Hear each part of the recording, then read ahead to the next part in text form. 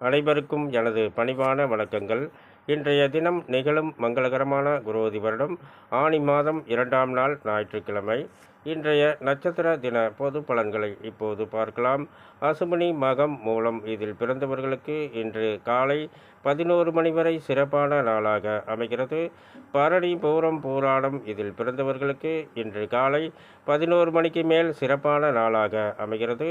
கிருத்திகை உத்திரம் உத்திராடம் இதில் பிறந்தவர்களுக்கு இன்று காலை 11 மணி வரை சிறப்பான நாளாக அமைகிறது.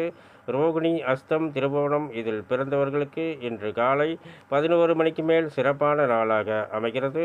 மிருகசீரிடம் சித்திரை அவிட்டம் இதில் பிறந்தவர்களுக்கு இன்று காலை 11 மணி வரை சிறப்பான நாளாக அமைகிறது.